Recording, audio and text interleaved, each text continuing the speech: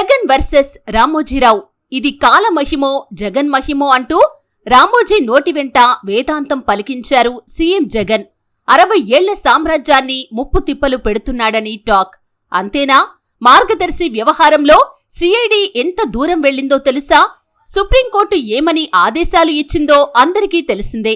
ఇదంతా ఒక ఎత్తైతే, మార్గదర్శిలో నాకు 40 లక్షల రూపాయల చిట్టి ఉందని మంత్రి రోజా వెల్లడించడం ఇప్పుడు హాట్ టాపిక్ అయింది. టీడీపీ ఎల్లో మీడియా ఓ రకంగా చూస్తుంటే మాత్రం రాజకీయ వర్గాల్లో, న్యాయ నిపుణుల్లో మరో రకమైన చర్చ నడుస్తుంది.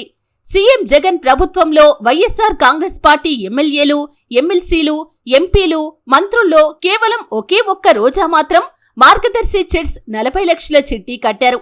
మిగతా ఎవరూ ఎందుకు కట్టలేదు అనే ప్రశ్న తలెత్తుతుంది. అంతేనా? 2020 నుంచి చిట్టి కడుతున్నట్లు చెప్పారు రోజా. జగన్ ప్రభుత్వం వచ్చింది 2019లో. అంటే జగన్ సీఎం అయిన ఏడాది తర్వాత రోజా మార్గదర్శిలో చిట్టి వేశారు. అప్పటికే మార్గదర్శి కేసు సుప్రీంకోర్టులో ఉంది. ఉండవల్లి పోరాడుతున్నారు.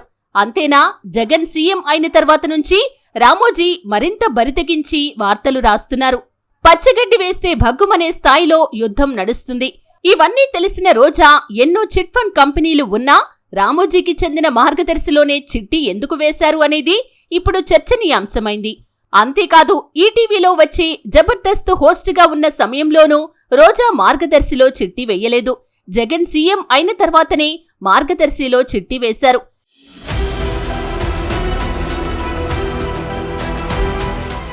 ఇక్కడే న్యాయ నిపుణులకు, తెలివైన వాళ్లకు ఓ డౌట్ వస్తుంది. మార్గదర్శిలో చిట్టీల వ్యవహారం ఎలా నడుస్తుంది? ఎలాంటి బ్యాంక్ అకౌంట్స్ ఓపెన్ చేశారు? లావాదేవీలు ఎలా జరుగుతాయి? పాటలు ఎలా పాడతారు? కమిషన్ ఎలా వస్తుంది? ఎంత వస్తుంది?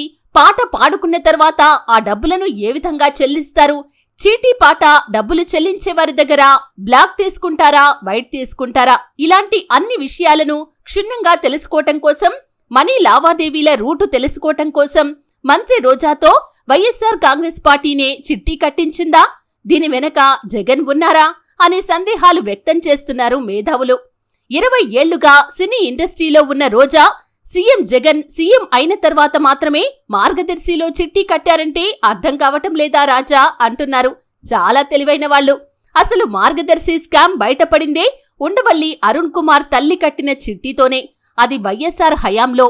ఇప్పుడు మంత్రి రోజాతో చిట్టి కట్టించిన జగన్ మార్గదర్శి ఆర్థిక లావాదేవీల మూలాలను క్షుణ్ణంగా తెలుసుకోవటం కోసమే అంటున్నారు. రోజాతో ఫస్ట్ టైం, అది కూడా జగన్ సీఎం అయిన తర్వాత ఎమ్మెల్యే హోదాలో రోజా మార్గదర్శిలో 40 లక్షల రూపాయల చిట్టి కట్టారంటే అది మామూలు విషయం కాదు. రామోజీకి చెమటలు పట్టించేదే అంటున్నారు. అసలు రోజా చిట్టి కట్టిన తర్వాతనే ఏడాది తర్వాత ఏపీ సిఐడి మార్గదర్శి స్కామ్ మూలాల్లోకి వెళ్లి మరీ విచారణ చేసింది అంటున్నారు తెలివైనవారు. ఇవన్నీ తెలియకుండా కొంతమంది జగన్ కి మైనస్, దీన్ని వైఎస్సార్ కాంగ్రెస్ పార్టీ ఎదుర్కోవటం కష్టం అంటూ తెలివి తక్కువ కథనాలు రాస్తున్నారు. సీఎం జగన్ అసలు వ్యూహం ఇదిరా అయ్యా?